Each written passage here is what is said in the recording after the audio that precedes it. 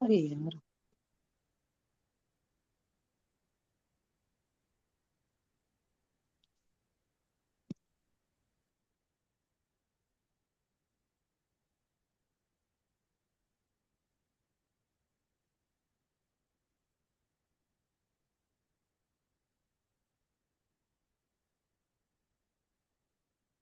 ચલો પ્રણામ. વર્ગની શરૂઆત કરીશું. જોઈન થઈ ગયા છે બધા? એકાદ મિનિટ રાહ જોઈએ. हम्म, બે જણા બાકી છે. પ્રણામ પ્રણામ બેન. નથી આવાજ? प्रणाम बेन।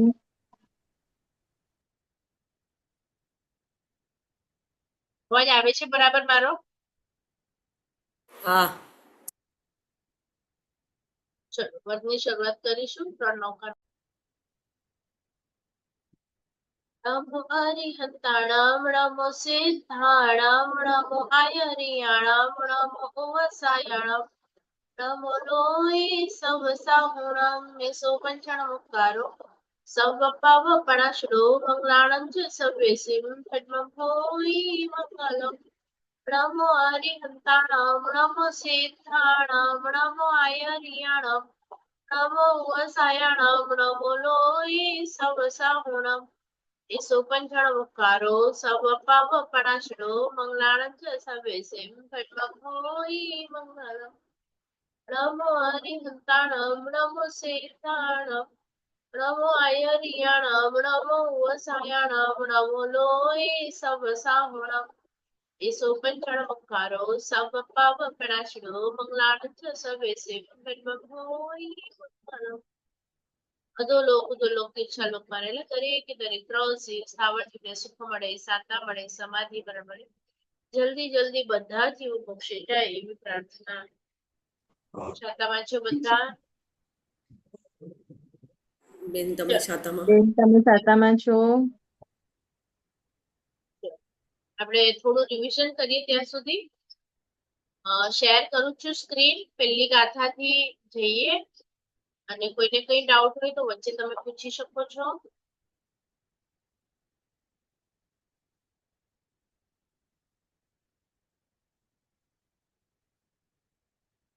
પહેલી ગાથામાં તમને આ બધા નામ બતાડવામાં આવ્યા છે કે આપણે શું ભણી રહ્યા છીએ, 9 તત્વો. અને એમાં જીવ તત્વ, જીવ તત્વ, પુણ્ય પાપ, આટલું અઘરું બોલવું નહીં. ગાથામાં જેવી રીતે છે પહેલામાં જીવ તત્વ, તો હંમેશા જીવ તત્વ જ બોલવાનું. એ સંકળાયેલું છે અજીવ સાથે. પછી આપણે છેલ્લે એ પણ જોઈશું કે કેમ અહીંયા પુણ્ય પહેલા લીધું, પાપ પછી લીધું, મોક્ષ પછી લીધું. આ સિક્વન્સ શા માટે છે એ પણ આપણે જોઈશું કે શા માટે આવું ક્રમ છે. તો હમણાં તમારે કોઈ પણ પૂછે પહેલી ગાથા લાઈનમાં જ 9 નામ આવવા જોઈએ. હમણાં પાકા નથી કરાવતી કારણ કે આપણે જીવ તત્વથી અજીવ તત્વ તરફ ગયા.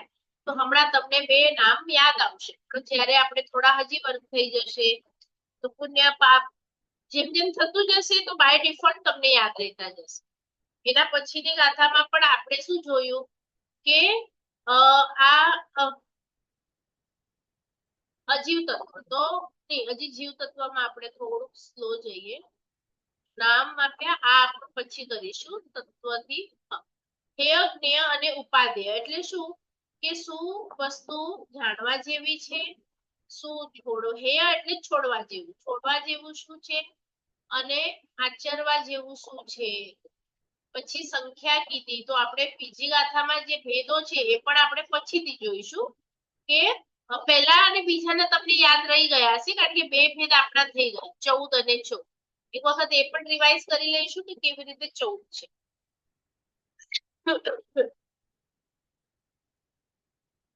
ચલો ત્રીજી ગાથામાં આપણે જોયું કે જીવના ઘણા બધા પ્રકાર છે. એક પ્રકારે પણ એમના ભેદ પાડી શકાય, 2 પ્રકારે, 3 પ્રકારે. અને એ પણ નીચે લખ્યા છે કે એક એટલે ચેતના, 2 એટલે તમે નીચે એનું ગુજરાતીમાં ડિટેલમાં આપેલું છે છતાંય કોઈને ન સમજાય તો મને પૂછો. ત્રસ અને સ્થાવર. પછી 3 હોય તો વેદ, નપુંસક વેદ, સ્ત્રી વેદ, પુરુષ વેદ. 4 ગતિ વગેરે તમે કેટલા પણ પાડી શકો. જેમ આપણે જીવ વિચારમાં 563 કર્યા હતા તો અહીંયા તમારે 14 કરવાના છે. એ 14 કયા છે તો એ તમને અહીંયા બતાડ્યા છે. એ તમારે કેવી રીતે લેવાના? એકેન્દ્રિય, બેઇન્દ્રિય, તેઇન્દ્રિય, ચોર્ય, પંચેન્દ્રિય. એકેન્દ્રિયના બે ભેદ, સૂક્ષ્મ અને બાદર, અને પંચેન્દ્રિયમાં સંઘ્ની અને અસંઘ્ની. એટલે આવી રીતે 7 ભેદ થાય. 7ના પર્યાપ્તા અને 7ના અપર્યાપ્તા તમને ચોથી ગાથામાં બતાડ્યું. અને અહીંયા તમને ડિટેલમાં એના 14 નામ પણ આપ્યા છે. તો એ નામ તમારે એઝ ઇટ ઇઝ બોલવાના છે, આગળ પાછળ કરવાના નથી. અને જે વિચારમાં તમને બધાના એક્ઝામ્પલ પણ આવી ગયા છે. અહીંયા પણ એ લોકો એક્ઝામ્પલ મૂક્યા છે કે બે ઇન્દ્રિય વાળાને કેટલી ઇન્દ્રિય હોય, કઈ કઈ હોય, અને એક્ઝામ્પલ શું આવે. પછી ગાથા નંબર 5, એમાં શું બતાડ્યું? લક્ષણો. કયા લક્ષણો છે જીવના? તો કે એની અંદર જ્ઞાન હોય, એની અંદર દર્શન હોય, એની અંદર ચારિત્ર હોય. અને આપણે બધાના ગુણધર્મ જોયા કે જ્ઞાન એટલે વિશેષ જ્ઞાન, દર્શન એટલે સામાન્યથી તમને જ્ઞાન થાય, સામાન્ય બોધ થાય જોઈને. અને એવી જ રીતે દરેકની ડેફિનેશન પણ આ બુકમાં આપેલી જ છે. વીર્ય એટલે આપણી આત્માની શક્તિ, અને ઉપયોગ એટલે હમણાં મારી અંદર શક્તિ ઘણી પડી હોય પણ હું પેન ઉચકું ત્યારે મેં એ શક્તિનો ઉપયોગ કર્યો. તો એમ તમારી પાસે આત્મામાં શક્તિ ઘણી છે પણ એનો ઉપયોગ ક્યાં ક્યાં થાય છે? તો જો કમ્પ્યુટરમાં શક્તિ છે પણ એ પોતે એને કરવું હોય તો ઉપયોગ કરી શકે કે ચલો મારે આમ કરવું છે, તેમ કરવું છે? નહીં કરી શકે. પણ આપણે આપણી અંદર રહેલી શક્તિનો ઉપયોગ પણ કરી શકીએ. એટલે જીવ માત્ર એક એવું તત્વ છે કે જે પોતાની શક્તિઓનો ઉપયોગ કરી શકે. તો એ માત્ર અને માત્ર આત્માના લક્ષણમાં આવશે. એ ઉપયોગ તમને પછી બીજા તત્વોમાં નહીં મળે. તો બીજા કયા તત્વ છે? તો એ આગળ હજી આવશે. ચલો એના પછી અહીંયા ડેફિનેશન છે દર્શન, જ્ઞાન, ચારિત્રની. તો આમાં કોઈને ન સમજાયું હોય તો પૂછો. એના પછી આપણે પર્યાપ્તિ જોઈ કે કોઈ પણ જીવ હોય એના લક્ષણો આ છે, એને ઇન્દ્રિય આટલી છે, એને પર્યાપ્તિઓ આટલી છે. 6 માંથી એક ઇન્દ્રિય ને 4 હોય, અને બે ઇન્દ્રિય તેઇન્દ્રિય ને વધારે હોય, પંચેન્દ્રિય ને 6 હોય. તો એવી રીતે એ પણ સંઘની હોય તો 6ઠી હોય, નહીં તો 5 સુધી હોય. એના પછી આપણે પ્રાણ જોયા. પ્રાણ એટલે શું? તો કે છે કે જેનાથી જીવાય. તો દાખલા તરીકે ઇન્દ્રિયો પણ જોઈએ જીવવા માટે, બળ પણ જોઈએ જીવવા માટે, શ્વાસોશ્વાસ પણ જોઈએ જીવવા માટે, અને આ દ્રવ્ય પ્રાણ થયા. અને આપણા આત્મા સાથે ભાવ પ્રાણ હંમેશા રહે છે. તો એ ભાવ પ્રાણને પણ આપણે જોયા. જ્ઞાન, દર્શન, ચારિત્ર એ આપણા ભાવ પ્રાણ છે, દરેક ભાવમાં આપણી સાથે રહે છે. અને એ વખતે ચંદ્રિકાબેને પૂછેલું કે કેવી રીતે જ્ઞાન જાય, તો મેં ગયા વખતે આપવાનું ટ્રાય કર્યું હતું. અને તે છતાં પણ કોઈને ડાઉટ હોય તો પૂછી લો કે કયું જ્ઞાન આપણી સાથે બીજા ભાવમાં જાય. તો આપણે કીધું હતું કે એબીસીડી વગેરે ન જાય, પણ મીઠું હોય તો આપણને આવું મોઢું કરવું, પૈસા હોય તો લઈ લેવા. તો એવા જે જ્ઞાન છે જે અનંતકાળથી તમને દરેક યોનિમાં, તમે કોઈ પણ હશે ને, એક નાના તમે ઝાડમાં પણ જન્મ લેશો અને કોઈ ઉપરથી પાણી નાખે ને મૂળિયાને, તો એ મૂળિયાઓ અંદર અંદર લડે કે મને પાણી જોઈએ છે, મને પાણી જોઈએ છે. તો આ ઝાડમાં એ લોકોને કોણે શીખવાડ્યું કે જેને પાણી નાખે ને તો લડવાનું? આપણા આત્મામાં આ સંજ્ઞાઓ, આ સંસ્કાર ભવો ભવથી પડેલા છે. આ સંજ્ઞા નામનો ટોપિક તમને દંડક પ્રકરણ કરશો એમાં એક ટોપિક આવશે દંડકમાં. હમણાં જેવી રીતે આપણે જીવ વિચારમાં તમને યાદ હોય તો લાસ્ટમાં જીવના આપણે 5 ટેબલ જોયા હતા. બધાની હાઈટ કેટલી, બધાની ઉંમર કેટલી જીવના. અને આમાં આપણે બીજા તત્વો પણ જોઈશું, જેવી રીતે કે અજીવ તત્વ છે, પુણ્ય તત્વ છે. અને જ્યારે દંડક ભણશો ને તો એમાં પછી જીવો એ લોકો 24 પ્રકારના જીવ લેશે. જેવી રીતે હમણાં આપણે 14 જીવ લીધા, અહીંયા આપણે 14 લીધા. તો દંડકમાં તમને 24 ભેદ બતાડવામાં આવશે. તો કન્ફ્યુઝ નહીં થવાનું કે તમે જીવ વિચારમાં તો 563 કહો છો, પછી 9 તત્વમાં તમે 14 કહો છો, પછી દંડકમાં હવે તમે 24 કહો છો. અને ત્યાં 24 રીતે બધાને ઓળખવાના હોય. જેવી રીતે આપણે જીવ વિચારમાં 5 રીતે ઓળખ્યા. આપણે કોઈને પૂછે ને તમારું નામ શું છે, તમારું ગામ શું છે, તમારી ઉંમર શું છે, તો આ 3 રીતે આપણે જાણે. તો દંડકમાં તમને એક એક જીવને 24 પ્રકારે જાણવાનું આવશે કે એ લોકોને સંજ્ઞા કઈ હોય, એ લોકોને ઉપયોગ કયો હોય, એ લોકોને એટલે તમને હજી જીવ વિશે ડિટેલમાં જાણવામાં દંડકમાં મળશે. પણ હમણાં આપણે જીવને થોડુંક જ જોયું, પ્રાણ અને પર્યાપ્તિ અને લક્ષણ. અને એના પછી આપણે એ જ વસ્તુઓ જોઈશું અજીવ તત્વમાં કે ભાઈ અજીવ તત્વના ભેદમાં કોણ કોણ આવે. તો લાસ્ટ ટાઈમ આપણે જોયા હતા કે 14 ભેદ એ લોકોએ કર્યા છે. તો પહેલા તો 5 મુખ્ય દીકરાઓ છે એમના. કયા કયા છે? જીવમાં એક જ દીકરો હતો જીવ, પણ અજીવમાં 5 છે. અને આ 5 અને આ જીવ એમ ટોટલ મળીને 6 દ્રવ્ય છે. અને એ 6 દ્રવ્યથી આખું 14 રાજલોક બનેલું છે, આપણું જગત. તો એક જીવ તત્વ છે અને 5 અજીવ તત્વ છે. તો એ 5 કયા અજીવ છે એ નામ આપણે જોયા. ધર્માસ્તિકાય, અધર્માસ્તિકાય, આકાશાસ્તિકાય, કાલ અને પૂદગલાસ્તિકાય. કાલમાં અસ્તિકાય શબ્દ લગાડવાનું નહીં. બરાબર. અને પછી બધાના ગુણધર્મ જોયા હતા કે ધર્માસ્તિકાયનું કામ શું છે? ગતિમાં સહાય. કોને ગતિમાં સહાય? તો જીવોને પણ અને જળ વસ્તુને પણ. એવી જ રીતે અધર્માસ્તિકાય સ્થિરમાં સહાયક. આકાશાસ્તિકાય જગ્યા આપવામાં સહાયક. કાલ છે તો એનું કામ શું છે? બધી નવી વસ્તુઓને જૂની કરી નાખે, એવું કરે કાળ. અને પૂદગલાસ્તિકાય એના લક્ષણ આજે આપણે જોઈશું કે શું લક્ષણો છે, લક્ષણો જોઈશું. પણ આ બધાના જે દીકરાઓ છે એ આપણે ગયા વખતે જોઈ લીધા હતા. કયા છે? તો કે છે કે ધર્માસ્તિકાય આખો અખંડ છે, એના ટુકડા ન થઈ શકે. એટલે એમાં આવશે દેશ.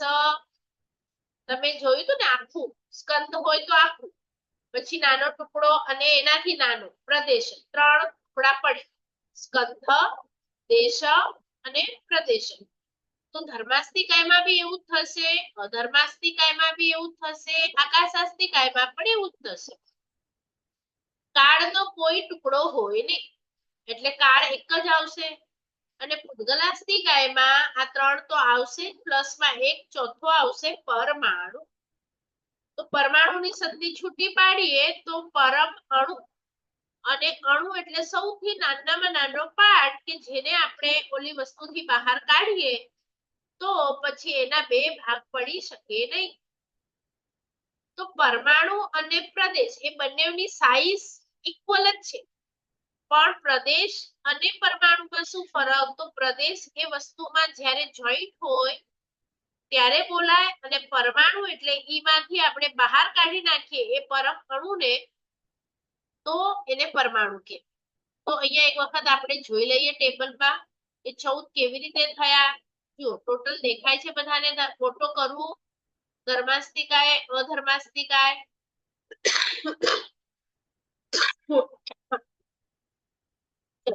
તો હવે આપણે એના પછીની ગાથા હતી 9મી, જેમાં માસ્તિકાય, અધર્માસ્તિકાય, પુગ્ગલ અને કાળ એ એની બતાડી છે 10મીમાં. એ બધાના ગુણો બતાડ્યા છે, કોનો કયો ગુણ છે. એટલે 9મી 10મી થઈ ગઈ આપણી. એના પછી 11મી આવી. હવે આમાં પૂદગલાસ્તિકાય જે છેલ્લું છે એના લક્ષણો 10 બતાડ્યા છે. કયા કયા લક્ષણ હોય તો એને પૂદગલ કહેવાય. જેવી રીતે આપણે જીવ તત્વના લક્ષણ જોયા તો એમાં જ્ઞાન હતું, દર્શન હતું, ચારિત્ર હતું. તો એવી રીતે કોઈ પણ વસ્તુ જો પૂદગલ હોય તો એના લક્ષણો શું? તો ગાથામાં લખ્યું શબ્દ, અંધકાર, ઉજ્જો એટલે પ્રકાશ, ઉદ્યોગ. પછી પ્રભા, છાયા, તવેહિયા એટલે એનું નીચે લખ્યું છે. અને બધાના આપણે ડેફિનેશનો જોઈશું કે પ્રકાશ એટલે ઉદ્યોગમાં શું હોય, પ્રભામાં શું હોય, છાયામાં શું હોય. કારણ કે આપણને તો બધું એક જ લાગે ઇંગ્લિશમાં લાઈટ, પણ અહીંયા જે 3 અલગ અલગ શબ્દ આપ્યા છે બધા પ્રકાશ રિલેટેડ જ છે. પણ તો પણ પ્રકાશમાં શું ડિફરન્સ છે એ આપણે જોઈશું. પછી નીચેની લાઈનમાં લખ્યું છે વર્ણ, ગંધ, રસ, ફાસ. ફાસ એટલે પહેલા પણ કીધું છે અર્ધમાગધી શબ્દમાં સ્પ હોય, સ્પર્શનો સ્પ, તો એનું ફ થાય એટલે ફાસા છે એ સ્પર્શ છે. પછી પુગ્ગાળમ એટલે પૂતગલ વિશે વાત કરે છે, અને છેલ્લો શબ્દ છે લખણમ એટલે લક્ષણ. પૂતગલોના આ લક્ષણો છે. તો આપણે એક એક શબ્દને જોઈએ અને વાંચીએ. પહેલો જે છે શબ્દ. તો જ્યાંથી પણ અવાજ આવે એ પૂતગલનું લક્ષણ છે. એટલે શબ્દના 3 પ્રકાર હોય. દાખલા તરીકે મારા મોઢાથી નીકળે છે એને સચિત કહેવાય, સચિત શબ્દ. પછી આપણા ઘરે જે વાસણ હોય અને એ પડે એનો અવાજ આવે તો એને અચિત કહેવાય, કારણ કે વાસણમાં હમણાં જીવ નથી. જો જીવમાંથી અવાજ આવે તો સચિત કહેવાય, નિર્જીવમાંથી અવાજ આવે તો અચિત કહેવાય. અને જ્યારે આપણે તબલા વગાડીએ ત્યારે જીવનો હાથ હોય છે અને તબલા એ જડ છે, એટલે બંનેનું કોમ્બિનેશન થી અવાજ આવે તો એને મિશ્ર શબ્દ કહેવાય. એટલે શબ્દના 3 ભેદ છે. તો અહીંયા ઘણા બધા તમને એક્ઝામ્પલ આપ્યા છે કે જીવના મુખેથી કોયલનો ટંકાર હોય, કૂતરાનું ભસવું હોય, આપણું બોલવું હોય, આ બધા કેવા શબ્દ છે, બરાબર. પછી એક્ઝામ્પલ નીચેમાં આપ્યા છે પડતા વાસણનો અવાજ. ખુરશી પડે, કોઈ પણ વસ્તુ પડે, પણ જો એ વસ્તુ માણસ પડે ખુરશી પરથી અને એ અવાજ આવે તો પછી મિશ્ર કહેવાય, પણ ખાલી ખુરશી પડે તો અચિતમાં છે. તો શબ્દ જે છે એ પોતે આપણને નથી દેખાતા, પણ અવધિ જ્ઞાની હોય એને આ શબ્દનો મોઢામાંથી નીકળે ને ત્યારે આકાર દેખાય અને એ આકારથી એમને ખબર પડે કે આ પણ એક પૂતગલ છે. આપણને નથી દેખાતા શબ્દનો આકાર, પણ તમે જો હમણાં શ્રીચક્રની આરાધના કરતા હશો તો એમાં એક અક્ષરોનું પણ સર્કલ છે અને એને પણ આપણે વંદન કરીએ છીએ, કારણ કે આખા આગમ આ શબ્દો પરથી બને છે. પણ આ શબ્દ પણ કેવા, તો કે જળ, બરાબર. જે દેખાય છે એવા શબ્દો છે અને એ જળનું લક્ષણ છે. પછી બીજું છે અંધકાર. હવે તમને થશે અંધકારને કેમ મૂક્યું, અંધારામાં તો આપણને કઈ દેખાય નહીં, પણ અહીંયા શું કહે છે, જો અન્ય દર્શનો પ્રકાશના અભાવને અંધકાર કહે છે, પણ જૈન શાસન અંધકારને પૂતગલ સ્કંધ માને છે. અંધકાર પૂતગલ રૂપ છે અને જ્ઞાનેન્દ્રિયથી ગ્રાહ્ય છે. એનો અર્થ શું થયો કે આ પણ એક વસ્તુ છે, જળ વસ્તુ છે, જે રાતના આપણને દેખાય છે એ વસ્તુ છે, એટલે આપણને સામે બીજી કોઈ વસ્તુઓ દેખાતી નથી. પણ આ વસ્તુ છે ને એ બિલાડી અથવા તો કોઈક એવા એનિમલ્સ છે કે જેમને આ અંધકાર નડતી નથી વસ્તુ, એટલે એ લોકો રાતના ક્લિયર જોઈ શકે છે. જો આ વસ્તુ આપણે એમ કહીએ કે બધા માટે જ અંધારું છે તો પછી એ લોકો કેવી રીતે રાતના જોઈ શકે. જો બધા જ માટે અંધારું હોય તો કુવડને પણ રાતના દેખાય છે, બિલાડીને દેખાય છે, તો એ લોકો કેવી રીતે જોઈ શકે. તો અહીંયા કે છે કે અંધારું પણ એક એવી વસ્તુ છે કે જે આપણા મનુષ્યની જે આંખો છે એ એની આગળ અંધારા નામની વસ્તુ આવી જાય તો આપણને બીજી જે રૂમમાં પડેલી વસ્તુ હોય એ દેખાય નહીં. એટલે આપણે અંધારાને પૂતગલ સ્કંધ માનીએ છીએ. સ્કંધ આવ્યું એટલે કે આખી વસ્તુ, અને પૂતગલ આવ્યું એટલે કે જળ વસ્તુ છે, એમાં જીવ નથી, એટલું તમારે સમજવાનું. એટલે શબ્દ પણ પૂતગલ છે, આપણને નથી દેખાતું અંધકાર પણ પૂતગલ છે. એવી જ રીતે પ્રકાશ. હવે ઉદ્યોત પ્રકાશ, આ બે ડેફિનેશન છે કે તમે આતપ અને ઉદ્યોત એમાં કન્ફ્યુઝ નહીં થતા. શીત વસ્તુનો શીત પ્રકાશ એટલે કે એક વસ્તુ ઠંડી છે એનો ઠંડો પ્રકાશ હોય એને ઉદ્યોત કહેવાય. એટલે કે એક્ઝામ્પલ આપ્યું છે ત્યાં કે ઉદ્યોત સ્વયં પૂતગલ સ્કંદ છે. ઉદ્યોત નામ કર્મના ઉદયથી સૂર્ય સિવાયના ચંદ્ર, તારા વગેરે જ્યોતિષ દેવોના વિમાન. હવે તમે ભણી ગયા છો જીવ વિચારમાં કે કયા કયા દેવોના વિમાનો છે જ્યોતિષમાં, તો અહીંયા શું લખ્યું, સૂર્ય સિવાયના. તો સૂર્ય સિવાયના કયા આવશે, ચંદ્ર, ગ્રહ, નક્ષત્ર અને તારા, એ 4 આવશે.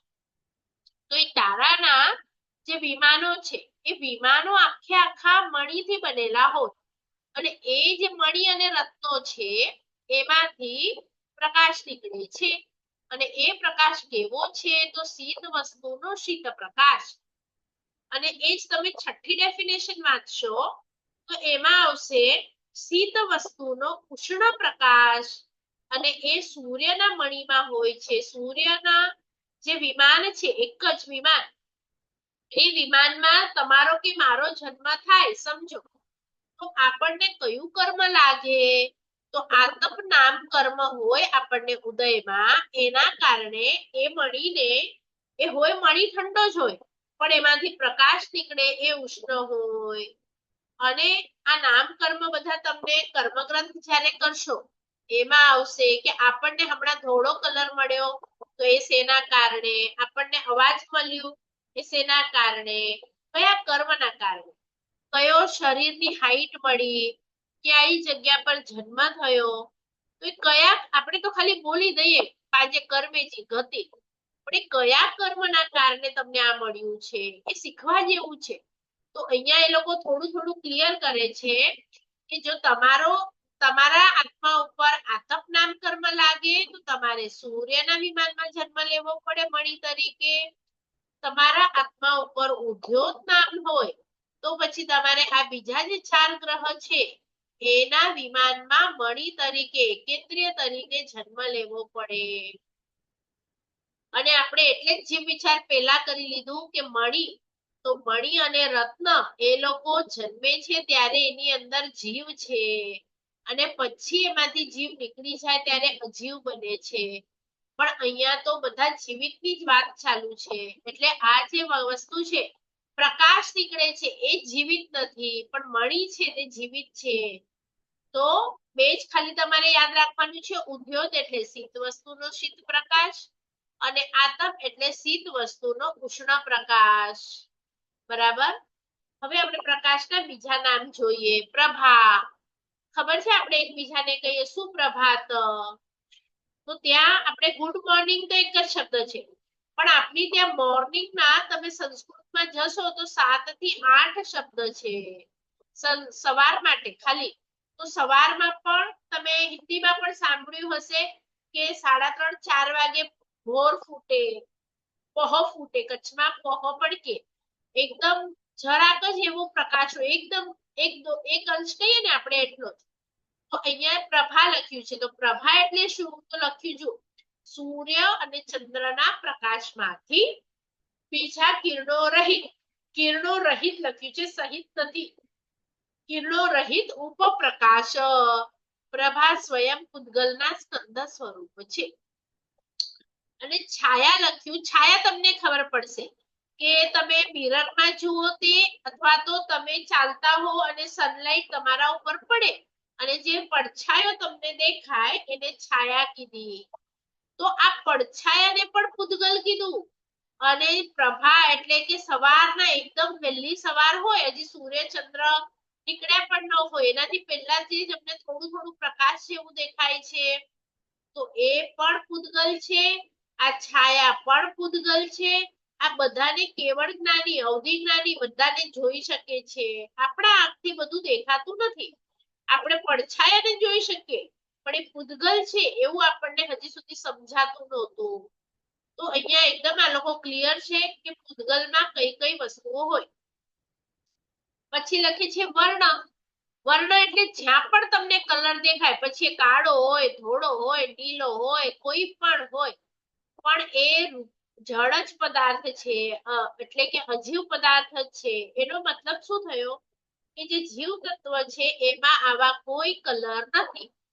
આપણને બધાને તો જે સ્કિન દેખાય છે, કોઈની શ્વેત છે, કોઈની પીળી, નીલી, કૃષ્ણ, આ કલરો છે. તો આ જ દેખાય છે એ અજીવ તત્વ છે. અને અજીવ તત્વને આપણે કેટલું પંપાડીએ છીએ. એટલે જીવ તત્વનો ખ્યાલ નથી કરતા આપણે કે મારા પ્રોપર્ટી વધ્યા કે નહીં, જ્ઞાન દર્શન વધ્યા કે નહીં. બરાબર. પછી લખે છે ઘનતા. તો તમે સૂકશો ને તમારા હાથમાંથી, ગલા પાસેથી, તમને નાઈ લેશો તો સારી સુગંધ આવશે, તો એ બી હજી લગાડો નહીં તો પણ નહીં તમારે તેલ પાવડર સાબુ કઈ નહીં લગાડવાનું તો પણ તમારા બોડીમાંથી સુગંધ અને દુર્ગંધ આવશે. ચલો કોઈ તમે ફ્રૂટ લો અથવા તમે કોઈ કઈક જળ વસ્તુ લેશો ને તો એ જળમાંથી પણ તમને એનો સ્પર્શ હાથ લગાડો તો સ્પર્શ હોય, એને ટેસ્ટ કરો તો રસ હોય. તમે એક રબડ હોય ને આપણી પેન્સિલ રબડ એને પણ મોઢામાં લગાડશો તો એનો પણ એક ટિપિકલ ટેસ્ટ આવશે, એનો પણ એક સ્પર્શ હશે. તો કે છે કે જ્યાં પણ તમને વર્ણ દેખાય, ગંધ દેખાય, રસ દેખાય, સ્પર્શ દેખાય, એ બધું તમને અનુભવ થશે પણ એ બધું પૂતગલ છે. તો એનો મતલબ એમ થયો કે મારો આત્મા દેખાતો નથી એટલે જીવ છે, એની ગંધ નથી એટલે એ પણ જીવ છે, એનો ટેસ્ટ નથી આત્માનો એટલે રસ પણ નથી, અને એને હું અડી શકતો નથી કે એ કેવો છે તો એનો સ્પર્શ પણ નથી એટલે એ બધું જીવ તત્વમાં જશે. અને જ્યાં આપણને હાથને અડાડીએ છીએ અથવા ખુરશીને અડાડીએ કે દાગીનાને અડાડો, કપડાને અડાડો, જ્યાં અડી શકો છો એ બધું સ્પર્શ કરો છો એ અજીવ તત્વ છે. તમે જીવને ટચ ન કરી શકો એટલે કે તમે જ્યારે ટામેટાને અડો છો, ફ્રૂટને અડો છો તો જે તમે સ્પર્શ કરો છો એ અજીવ તત્વ છે. પણ એની એક એ અજીવ તત્વની અંદર ટામેટાનો એક અરૂપી જીવ તત્વ પણ છે. તો એ હવે આગળ જોઈશું આપણે. પણ હમણાં સુધી જે પણ વસ્તુઓ દેખાય છે આપણને, આપણા ઘરમાં સ્વજનો દેખાય છે બરાબર. તમને કોઈ પણ એક નામ લઉં, તમારા છોકરાઓને યાદ કરો, હસબન્ડને યાદ કરો તો એક આખું તમારી આગળ ફિગર આવી જશે. તો એ તમને વર્ણથી તમે એને ઓળખો છો, એમના સ્પર્શથી તમે ઓળખો છો, તો પછી તમે જેને ઓળખો છો એ બધું એ જીવ તત્વનું બહારનું અજીવ તત્વ છે. અને નવ તત્વ ભણીએ તો એમાં શું કે અજીવ તત્વને બહુ વહાલ નહીં કરવાનું, એના અંદર રહેલો જે જીવ તત્વ છે એને પ્રેમ કરવાનું, કારણ કે એની અંદર અરિહંત થવાના, સિદ્ધ થવાના લક્ષણો છે. ખ્યાલ આવ્યું? શું તત્વ ચિંતન કરવાનું છે?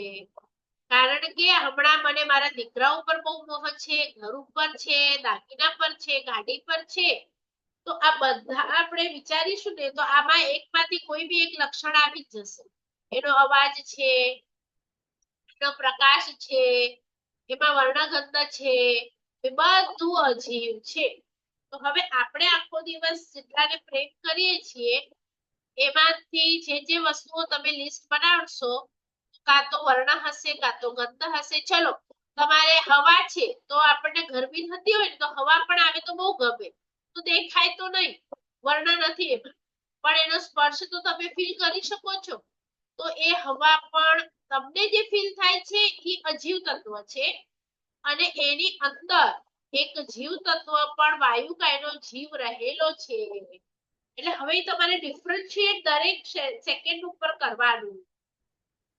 ખ્યાલ આવે છે? આ લક્ષણો કેમ બતાડ્યા કે તું છે ને બહુ જળ પાછળ દોડે છે જીવ.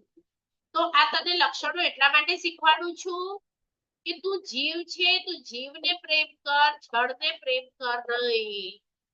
જળ તો કેવું છે? અનિત્ય છે, તૂટી જશે, એમાં પૂર્ણ કલંક થાય. એના ગુણો જોઈશું હવે આપણે આ ગાથા પછી એ કેવું હોય. પણ હમણાં સમજાયું કે શબ્દ હોય ને એ પણ જળ, અંધકાર પણ જળ, પ્રકાશ પણ જળ, છાયા પણ જળ, આતમ નામ કર્મ છે પણ જળ, વર્ણ, ગંધ, રસ, સ્પર્શ આ બધા લક્ષણો છે પૂતગલ. અને પૂતગલ એટલે અજીવ તત્વની વાત ચાલુ છે. અને એના ગુણો આપણે જોઈએ પાછળથી ગાથામાં. આજુ અને આપણે 23 વસ્તુઓ જોઈશું. વર્ણ એટલે કેટલા? 5 કલર. જો 5 દેખાય છે બધાને? આપણા જે અરિયત પરમાત્મા, સિદ્ધ પરમાત્મા, એના જે કલર છે ને પંચ પરમેશ્વરીના, એ જ કલર આવશે. શબ્દમાં 2 આવશે, સુગંધ દુર્ગંધ. રસમાં 4-5 પ્રકારના ટેસ્ટ આવશે, તીખો, તુરો, મીઠો, ખાટો, કડવો. અને સ્પર્શ 8 પ્રકારના આવશે. તમે સોફ્ટ ટેડી બેર લેશો તો સોફ્ટ હશે, હાર્ડ હશે. વૃક્ષ એટલે રાખ જેવું. રાખને અડ્યો તમે, કચ્છમાં લાકડા બાળે અને રાખ થાય ને, રાખથી વાસણ ઘસે તો એ થોડી વૃક્ષ હોય. સૂકી. તો આ બધા 8 પ્રકારના સ્પર્શ. તો વર્ણગંધ રસસ્પર્શને પ્લસ કરીને આંકડો આપો તો મને શું આવે છે? વર્ણમાં 5 કરજો, ગંધમાં 2 કરજો, રસમાં 5 અને સ્પર્શમાં 8. ટોટલ કરો કેટલું થાય છે? 20.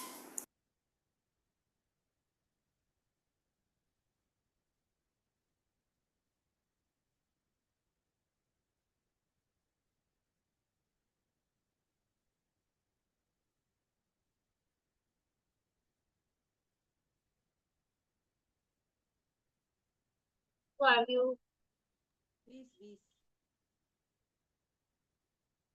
વર્ણગંધ રસસ્પર્શ નો આંકડો શું આવ્યો? આ 4 નો 20 આવ્યો. હા વર્ણ, ગંધ, રસ ને સ્પર્શ હા, ટોટલ કરો કેટલું આવ્યું? 20. ના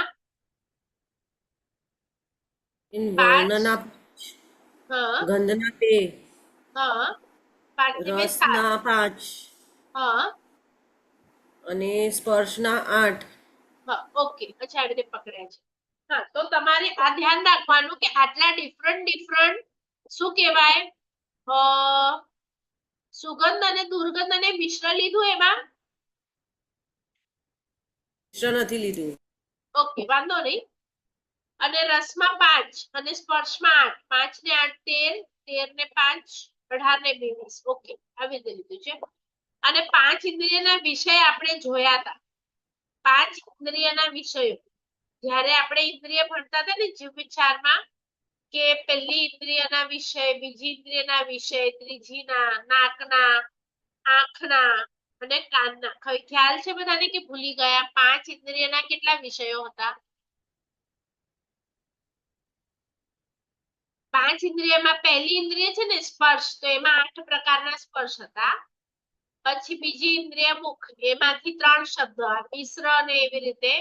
નાકમાં સુગંધ દુર્ગંધ. આંખમાં કેટલા કલર? આ 5 કલરો છે ને એ 5 તમે આંખમાં લીધા હતા. અને કાનમાં સાંભળવાના 3. તમને સચિત સંભળાય, તમને અચિત સંભળાય, તમને મિશ્ર સંભળાય. તો એવી રીતે 5 ઇન્દ્રિયના વિષય ભૂલી ગયા. કારણ કે જીવ ઘડી ઘડી આ 5 ઇન્દ્રિયના વિષયમાં જાય અને પોતાની જાતને ભૂલી જાય. 23 વિષય હતા, 23. જીવ વિચાર ખોલજો અને જોજો એમાં. ચલો હવે આપણે હમણાં મીટિંગ આપણી 5 મિનિટમાં પૂરી થશે અને ગાથા નંબર 12 ઉપર જશું કાર્ડમાં. તો ત્યાં સુધી 1 મિનિટમાં આપણે રિવિઝન લઈએ, કારણ કે કાર્ડ એ છેલ્લો ટોપિક છે અજીવ તત્વનો અને લાંબો ચાલશે. બરાબર? તો ચલો માઇક ઓન કરજો. જેને આન્સર આપવું હોય 9 તત્વના નામ કોણ બોલી શકશે? બોલો. હા બોલો.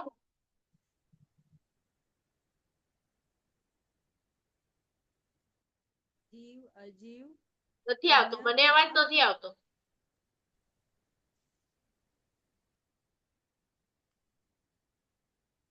ફરીથી કરો ઓન, અવનીબેન. ચલો બીજા કોઈ અનમ્યુટ કરો. બેન પુણ્ય તત્વ, પાપ તત્વ. પુણ્યથી ચાલુ નથી થતું, લાઈનમાં જ અચ્છા, છો. પાપ. એક મિનિટ. પાપ, જીવ, જીવ તત્વ, અજીવ તત્વ,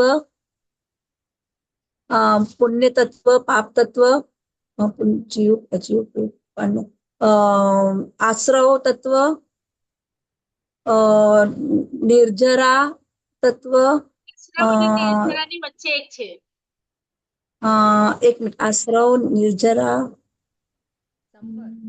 વાંધો નહીં, હજી તમે ભણ્યા નથી એટલે યાદ ન પડે. તત્વ ને, હા, બંધ, મોક્ષ અને સંવર તમે ભૂલી ગયા. સંવર ભૂલી ગઈ. હા બેન. ચલો કોણ જીવ તત્વના 14 બોલે છે?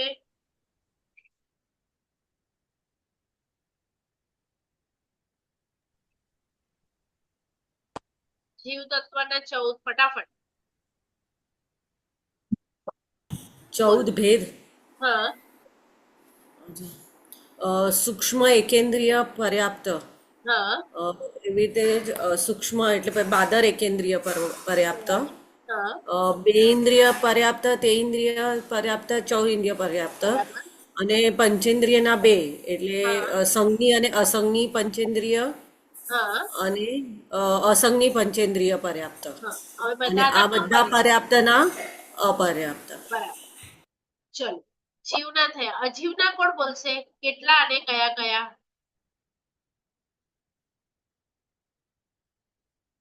અજીવના ભેદ. એ પણ 14 છે. કેવી રીતે 14 થાય? ધર્માસ્તિકાયના સ્કંધ દેશ પ્રદેશ, અધર્માસ્તિકાયના સ્કંધ દેશ પ્રદેશ, આકાશાસ્તિકાયના સ્કંધ દેશ પ્રદેશ, ઉદ્ગલાસ્તિકાયના સ્કંધ દેશ પ્રદેશ, પરમાણુ અને કાળ. તો 3 3 3 પછી 4 પછી 1. બરાબર. કોને ન સમજાયું? રિપીટ કરું. ચલો, કોણ ટ્રાય કરે છે? અઘરા છે શબ્દ હું બોલાવડાવું છું. અજીવ તત્વમાં પહેલો ધર્માસ્તિકાય, એના 3 કયા 3? સ્કંધ દેશ સ્કંદ દેશ પ્રદેશ. પછી અધર્માસ્તિકાય, એના પણ સ્કંધ દેશ પ્રદેશ. બરાબર. પછી આકાશાસ્તિકાય, એના આકાશાસ્તિકાય, એનો સ્કંદ પણ સ્કંધ દેશ પ્રદેશ. હા. હવે પૂતગલાસ્તિકાય, એના 4 આવશે. ઉદ્ગાલાસ્તિકાયના 4 સ્કંદ દેશ પ્રદેશ અને અપરમાણુ. પરમાણુ એનો છૂટો પાડી શકીએ ને આપણે. એક પેપર હોય એનો એક અણુ છૂટો પાડી શકીએ. આ ડ્રેસ છે એનો એક અણુ છૂટો પાડી શકીએ. પણ તમે ધર્માસ્તિકાયનો પરમાણુ ન કાઢી શકો, આકાશાસ્તિકાયનો ન કાઢી શકો. એવી રીતે. અને એક છેલ્લે કાળ. તો જે કાળ છે એ હવે આપણે ભણીશું કે કાળમાં કેટલી બધી વેરાયટી હોઈ શકે. આપણને હમણાં કયો કાળ ખબર છે? કે જનરલી એક વીક ખબર છે, એક યર ખબર છે, અથવા તો 15 દિવસ, 1 કલાક, આટલું 3-4 વસ્તુઓ ખબર છે. પણ જૈન દર્શનમાં કાળ કેટલું સૂક્ષ્મ છે અને કેટલું મોટું છે. તો સૂક્ષ્મથી મોટું આખું આપણે ગાથાથી જોઈશું. તો આવી રીતે અજીવ તત્વ પછી પૂરું થશે. અને આજે આપણે 10 લક્ષણો પૂતગલના જોયા કે જે માત્ર અને માત્ર પૂતગલમાં જ હોય, જીવ તત્વમાં હોય નહીં. બરાબર. તો એ આપણે નેક્સ્ટ ક્લાસ શરૂ કરીશું. એમાં આ 10 શબ્દ ફરીથી રિપીટ કરીશું કે પૂતગલના લક્ષણ શું અને જીવના લક્ષણ શું. એ બંનેના લક્ષણો